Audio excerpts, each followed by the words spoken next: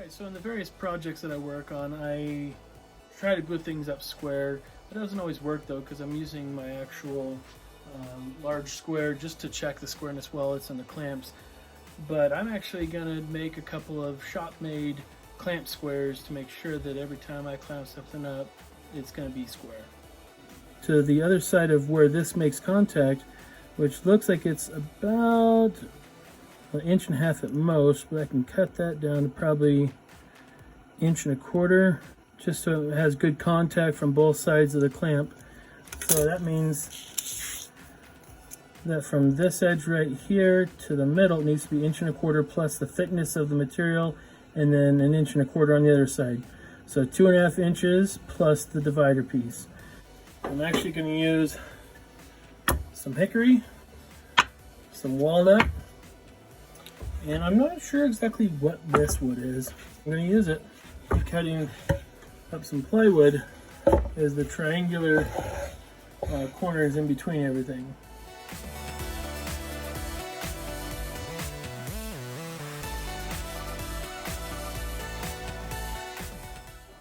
Alright, so I actually had to plane down the thickness of the hickory just because it's a little thicker than the rest of the stock, so that everything is roughly the same. Alright, first things first, I need to square up one edge of this plywood. They both look relatively square, but I just want to make sure. This side seems to be more square than this side, so I'll go ahead and true that up against the fence. Clean up one edge.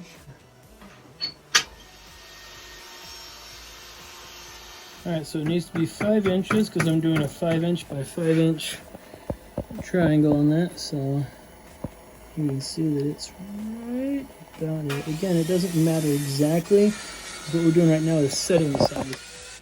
So now we have 2 pieces of plywood that we can cut into triangles and get relatively square. They don't have to be perfect. I'll get to that stage a little bit later. Just truing up for square on the crosscut sled, and then I'll set it up with my protractor here to cut it to 45 to get 8 triangles out of it. Alright, so as you can see, I've got the different angles laid out on my crosscut sled, so all I have to do is clamp a board down and follow that line all the way out to the end, and it'll be set on the 45 right there. And because I'm pushing it and holding it against this, that'll hold against that line, keeping it right at 45. So let's make some cuts.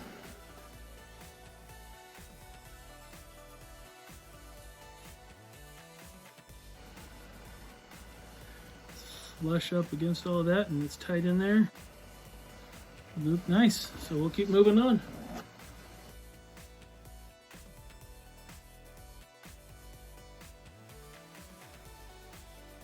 All 8 of them cut exactly the length and size. Alright, I got to set it up at 3.25 inches from the fence to the blade. Now I got to rip all my wood down to size. I screwed up. I cut that piece on the table saw. I forgot to cut off the sawmill side. Got to trim it down just a little bit. Alright, so our corner pieces just seem to be coming in at under 5 inches. Just to give you an idea there.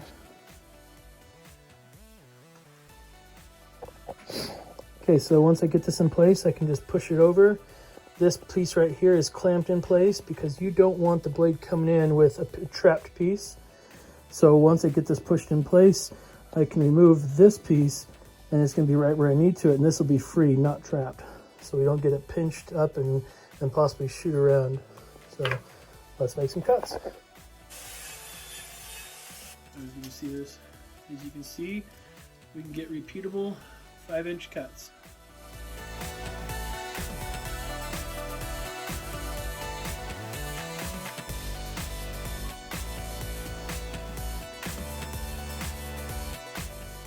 I made a mistake. So I got all these pieces cut. When I got to assembling it, I realized I made 2 5-inch cuts when I needed to make a 5-inch cut and a 5 3/4 inch cut. So I can either fill this with a 3/4 by 3/4 inch piece, which I don't think would last very well, or I can just make it like this and lob off the end of one side so they're all the same. I think I'll go this way because it'll be a lot faster and easier and less headache. I made up this 1 1/4 inch thick spacer block off camera so that I can put these two together, put this in the middle there, and act as a spacer to hold up the middle piece so that it is 1 1/4 inch from both sides. So right here on this surface, I know it's end grain to side grain, so it's probably not going to hold the greatest, but this isn't going to be structural. It's just going to be keeping it generally square. So I'll press this up against it.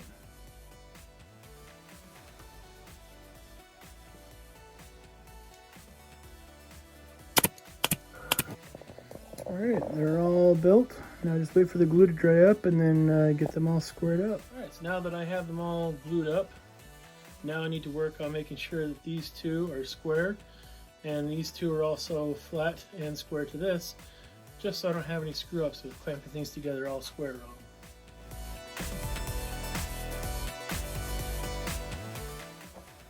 Alright, so you notice that I didn't really sand it off particularly square. All I was doing was trying to flatten one surface, and it doesn't matter exactly which angle it is flat, as long as it is flat, because then we'll reference this to square it up against this surface. I'll also clean up the two different sides and cut off the little tab here at the end. Okay, so I've got my square. I've already checked it with my speed square, but just to be sure, I also did check with my speed square against this square to make sure that the inside is square also. So in theory, I should be able to put it against the miter gauge here, sand the other surface square, but then I'll check it with this just to make sure that everything's working out.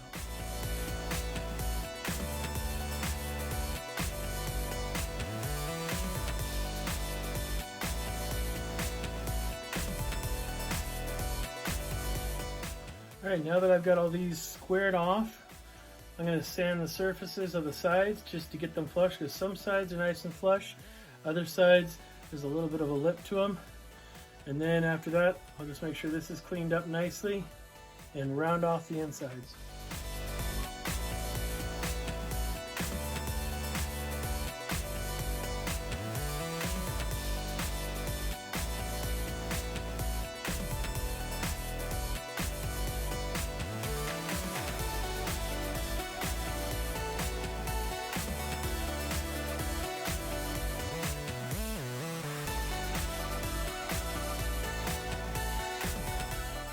Alright, as you can see, I've sanded down the plywood so that it's meeting up at each corner.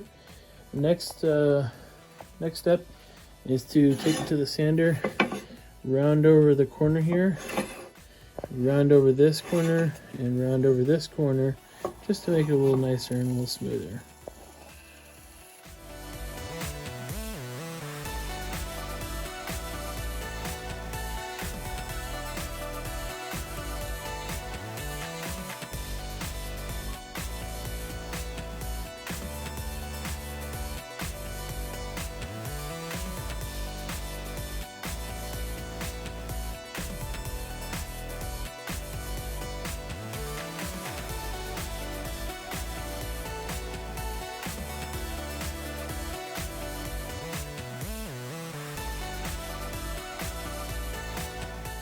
There they are, rounded corners on the bottoms and on the tops, and also on the insides on each and every one of them. And now for everybody's favorite part, hand sanding.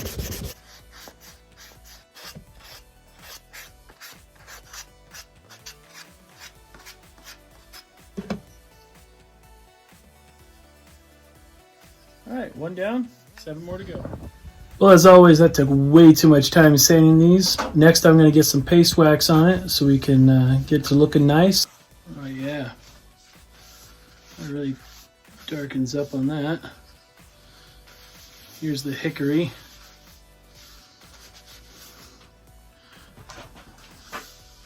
And lighting in here really doesn't do it any kind of justice, but that is beautiful. There's the end.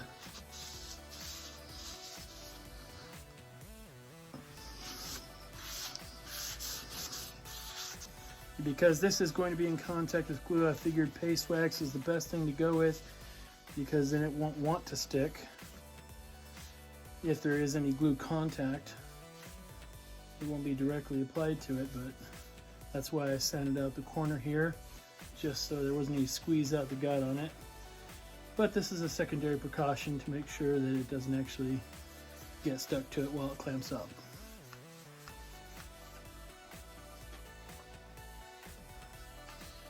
It's so smooth. This is sanded up to 180 grit. I think that really turned out nicely. But this is just the hickory one. I can't wait till I get to the walnut. Alright, there you can see they're all done. That walnut really came out, especially some of this figure. Very nice. You might think I went overkill on my squares, but it was scrap wood and I wanted to do it. And it's my shop.